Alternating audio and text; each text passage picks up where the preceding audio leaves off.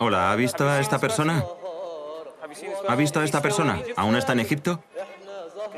¿Aún está aquí, en Egipto, o se ha ido? ¿Esta persona está aún en Egipto? Sí. ¿Le han visto antes? ¿Sí? ¿Aún está en Egipto? No. ¿Ya no está aquí? ¿Aún está presente en algunos pequeños lugares? ¿Aquí? No. Quiero decir, no del todo. No. ¿Conoce a esta persona? Se ha ido.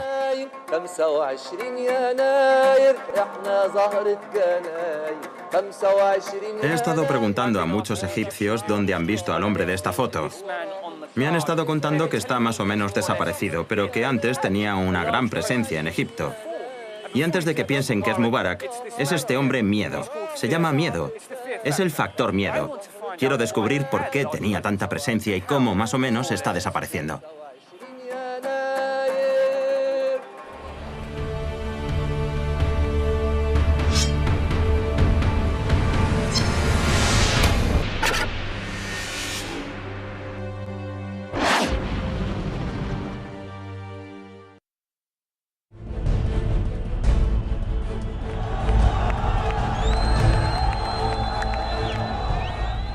El 11 de febrero de 2011, Egipto se liberó de las cadenas de la tiranía y la dictadura. 18 días de revolución triunfaron y acabaron con el dirigente del país. Una sucesión de acontecimientos dentro del país y por todo el mundo árabe nos mostraba a millones de personas en Egipto sublevarse y demandar el final de un brutal régimen.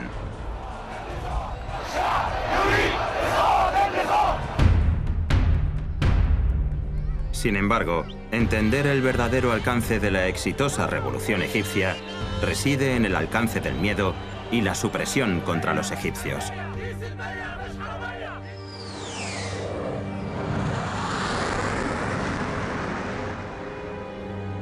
Desde el año 1995, Egipto pasó por una época de riesgo de dictaduras militares. Fue en los años 70, en la de Anwar el-Sadat, cuando en Medio Oriente, Egipto hizo un cambio dejando la unidad árabe para formar parte de la hegemonía política occidental. Este cambio de postura fue enormemente impopular y se hizo contra la voluntad de la gente. Sadat fue el que pagó con su vida. Más tarde fue asesinado. Su anterior vicepresidente fue proclamado como el nuevo líder.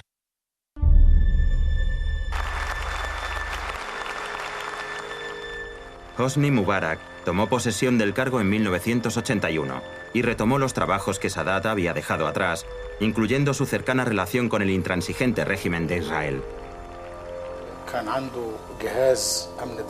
Utilizaba la seguridad nacional, que lo controlaba todo.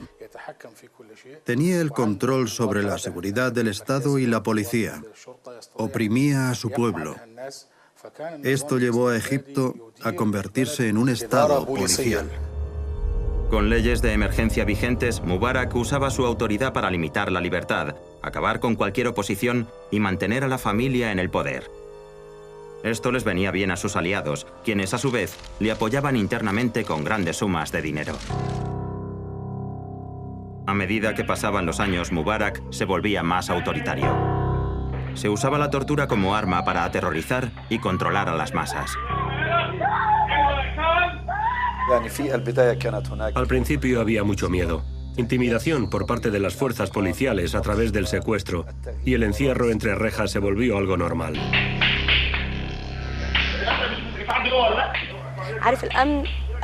La seguridad del Estado controlaba las actividades de la gente para asustarla. Había miles de personas en prisión. No había razón para que activistas políticos y otros estuvieran presos. Se expusieron a una tortura tremenda. El gobierno transformó Egipto en un estado de terror. Mubarak mantenía su gobierno dejando a la mitad de la población en la pobreza. Y fue el factor miedo el que le hizo creer que podía silenciar a la nación. También se amenazaba frecuentemente a instituciones públicas y privadas para que no cruzaran la línea. Como periodista que trabajaba en los medios de comunicación, no podía decir cosas que sacaran a la luz la corrupción del gobierno. Se había advertido a la seguridad del Estado sobre los medios de comunicación. Y si hubiese querido sacar algo contra el gobierno, no habría sido publicado. A lo largo de las décadas se organizaron movimientos contra el gobierno para demandar reformas y derechos para la gente. Grupos como Kefaya y 6 de abril organizaron protestas y mítines en la capital y los alrededores. Encontraron un fuerte medio en el que difundían su mensaje. Teníamos un nuevo medio. Un medio donde podíamos decir lo que quisiéramos. Al contrario que en los medios tradicionales. Distribuíamos nuestro mensaje por YouTube, Facebook, Twitter. No había control sobre lo que publicábamos. Era un medio libre. Había más verdad. Porque estaba en manos de la gente. Ahmed Maher, uno de los fundadores del movimiento 6 de abril, fue arrestado por las autoridades egipcias con otros 14 miembros y fueron acusados de traición al régimen. Sufrió maltrato físico y abusos, pero después se desveló que había sido uno de los afortunados. La seguridad del Estado egipcio salió en tropel contra el activismo. En junio de 2010, un incidente que se desveló más tarde tomó la forma de Khalid Said. Las fuerzas de seguridad se llevaron a este joven de la ciudad de Alejandría después de que intentara sacar a la luz la corrupción policial a través de Internet. Fue torturado hasta la muerte con repetidos golpes en la cabeza. Las autoridades egipcias trataron de ocultar la horrorosa muerte de Said, pero la historia comenzó a difundirse por Facebook. La página Todos Somos Said tenía más de 1 millón de seguidores. A medida que crecían los crímenes y la corrupción, había más demandas por un cambio. Las elecciones egipcias de finales de 2010, que habían sido amañadas en cuanto a votos, junto con los ataques de Israel a Gaza y la complicidad de Mubarak en ello, hizo crecer la furia de todos los ciudadanos egipcios. Sin embargo, todos los acontecimientos se quedaron cortos, dando motivos para hacer una revolución. Desde luego, el tema del temor es importante e hizo disminuir el número de participantes activos. Todos los egipcios sabían las terribles condiciones en las que vivían y querían hacer algo, pero existía miedo entre muchos de ellos.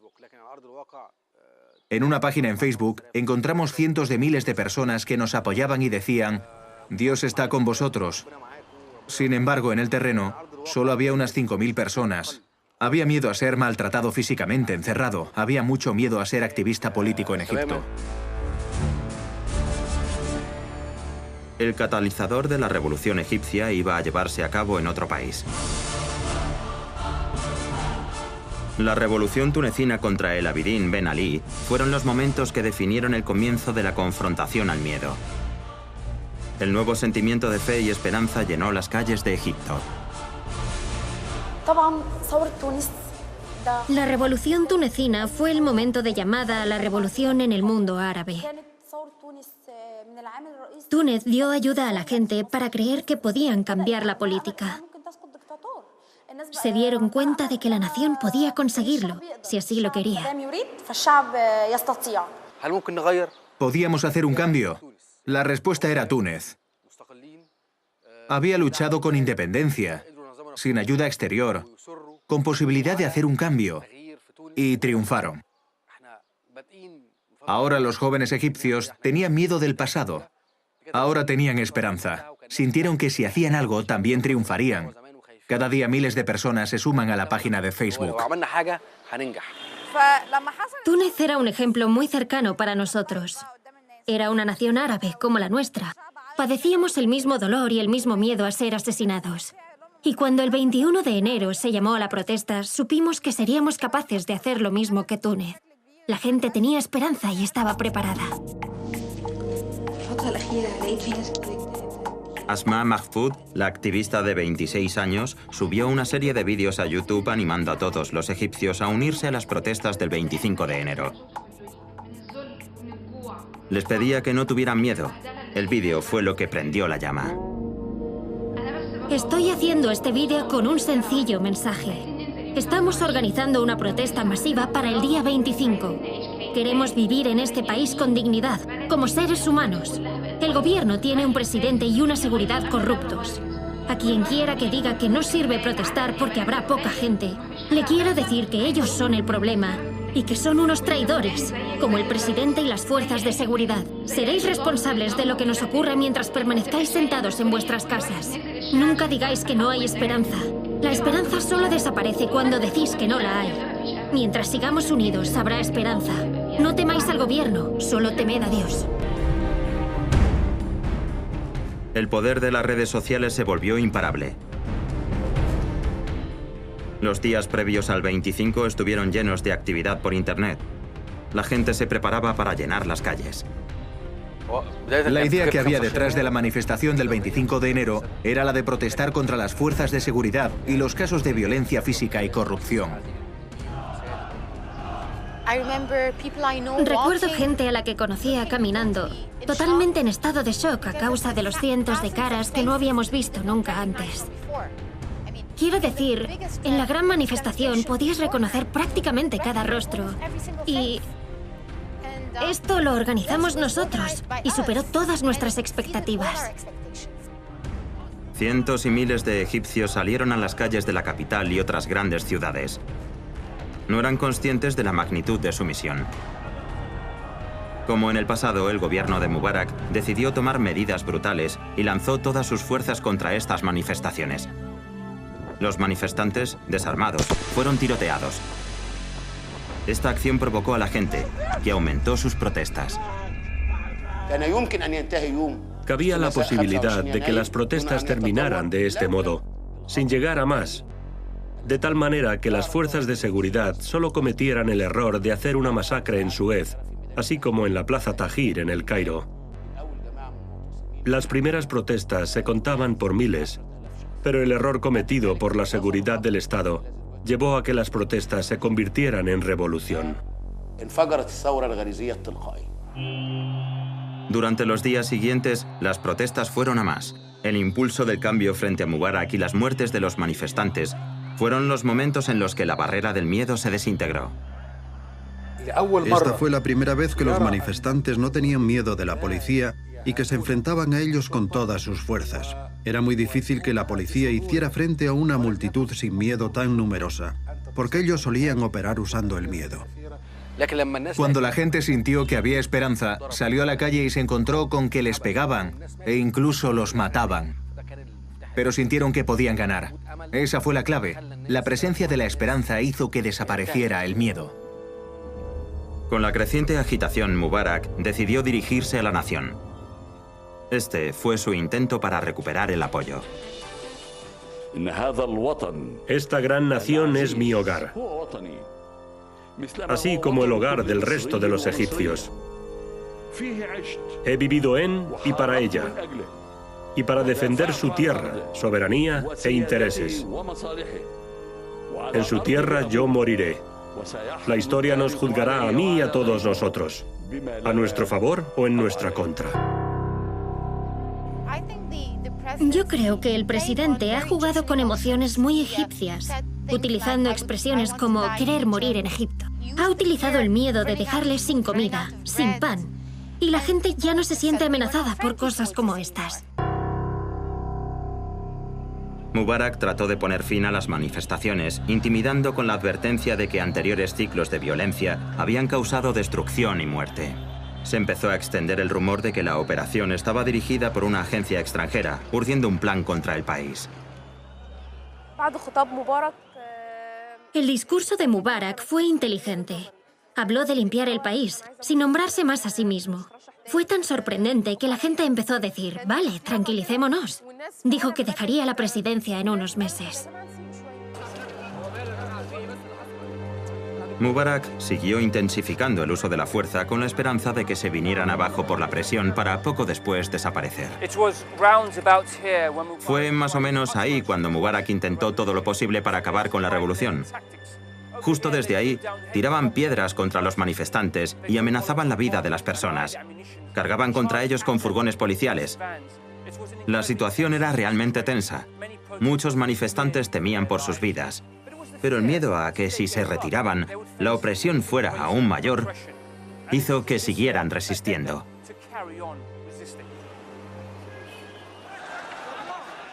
Gamberros en camellos y caballos intentaron atacar y separar a la multitud. Derivó en un sangriento enfrentamiento. Después del incidente de los camellos, decidimos que esto debía acabarse. No cabía lugar para un día más de Mubarak en el poder, aunque eso significara que todos perdiéramos la vida. Esta escena que están a punto de ver ilustra la violencia con la que cargaban contra los manifestantes.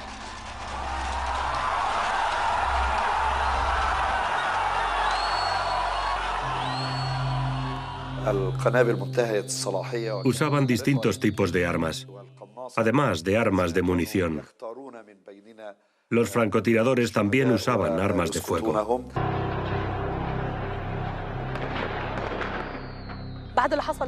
Después de lo que pasó en Suez, Alejandría y otros lugares, la gente había visto mucho derramamiento de sangre, y esto podía ponerse en contra del gobierno. Veían que estas protestas se hacían hueco en los alrededores. Estaban dedicando sus vidas a la revolución. Los manifestantes en esta ocasión se contaban por millones. Mubarak había utilizado todas sus cartas. Hizo un último intento por derrotar a los manifestantes. Intentó hacerlo de forma psicológica. Egipto está pasando por tiempos difíciles, por lo que no es justo que continuemos, ya que causaría más pérdidas y dañaría a nuestra economía. Nunca he buscado conseguir el poder o la popularidad falsa. Confío en que la mayoría de la gente sepa quién es Hosni Mubarak. Me duele ver cómo se me está tratando por parte de algunos de mis compatriotas. El discurso de Mubarak no funcionó. La gente no se creería una palabra esta vez. Estaba claro que tenía que dimitir. Este asesino sale en la televisión y habla sobre aquellos que han sido asesinados. Él es el responsable de sus muertes. Al 11 de febrero se le llamó el Viernes de la Partida. Fue durante los rezos matutinos, justo un día después del último discurso de Mubarak, cuando se hizo el comunicado por el que la gente había estado luchando. Después de rezar por la mañana y por la tarde, algunos manifestantes se habían dirigido al palacio de Mubarak. De repente la gente comenzó a cantar y a bailar. Había mucha felicidad. Yo me quedé parada, sin entender qué podría significar. La mayor alegría llegó del palacio de Mubarak. Las noticias nos sorprendieron. El presidente se había ido.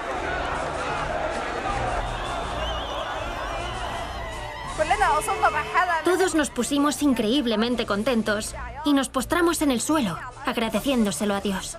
Sentíamos aturdimiento, libertad. Era la primera vez que saboreábamos la libertad.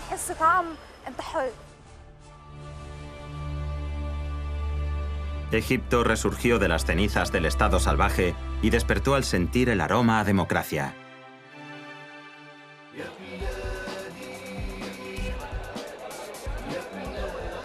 Tuvo lugar un referéndum nacional y fueron las primeras elecciones libres y justas en Egipto desde la caída de Mubarak.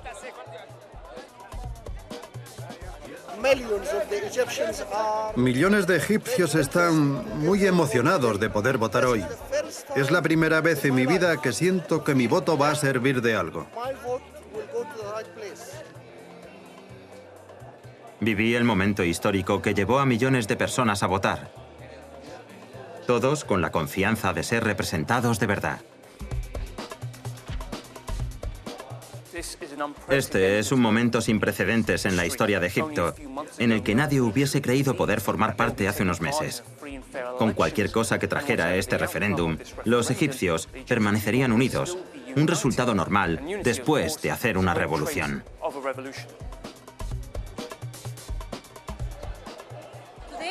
Hoy puedo decir no. No me gusta lo que haces. Debes hacer esto, no lo otro. ¿Y cree que las cosas serán mejores? ¿Cree que habrá más libertad? Sí, lo creo. Está muy bien escoger lo que quieres. Hoy el gobierno respetará lo que la gente decida. Será bueno para ellos. Las elecciones han sido un verdadero símbolo de la democracia. Partidos políticos e individuos pueden expresarse sin intimidación o miedo a ir a prisión, a ser maltratados físicamente o psíquicamente. Esto también nos dicta el final de una era en la que los gobiernos podían hacer lo que querían para promover sus intereses, oprimir a la democracia y a la libertad de Egipto. Israel diría, y Netanyahu diría, que Mubarak era un líder estratégico para Israel, el sirviente ideal para Israel, un participante en la guerra contra Palestina o el Líbano. La historia ha terminado. El doctor Abdel fue uno de los mayores críticos de Mubarak. Escribió libros y artículos prediciendo los eventos que tendrían lugar en la Plaza Tahrir. También escribió un libro prediciendo el final de Israel. La visión de que Palestina es una causa árabe, una causa islámica, es correcta. Y hay también una visión de que es una causa nacional para Egipto, un asunto interno. Cualquier gobierno democrático árabe priorizará el interés nacional. Y la presencia de Israel supone una amenaza para algunos países árabes.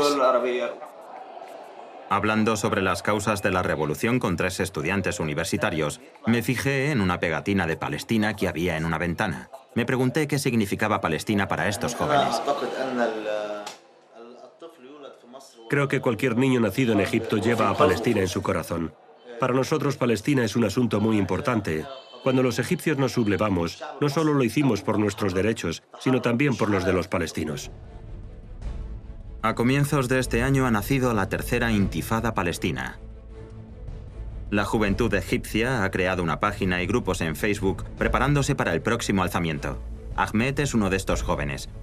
Forma parte de la delegación para acabar con el cerco a Gaza y es también descendiente del gran Salahuddin bin Ayyubi.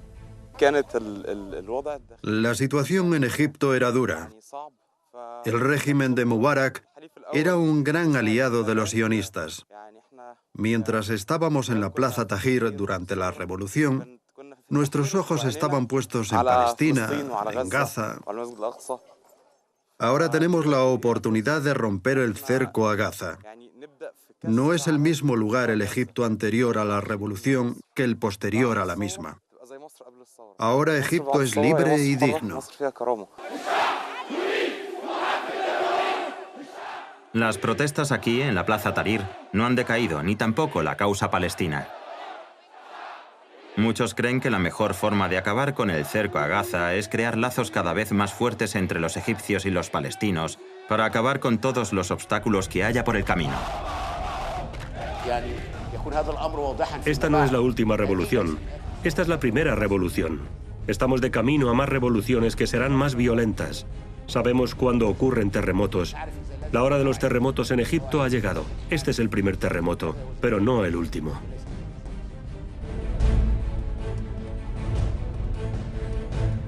La revolución egipcia ha logrado muchas cosas, muchas de las cuales no se conocen en el exterior, pero internamente no es solo la caída de Mubarak, es también la caída de la corrupción, del miedo, el inicio de la esperanza, del progreso, la libertad, la democracia.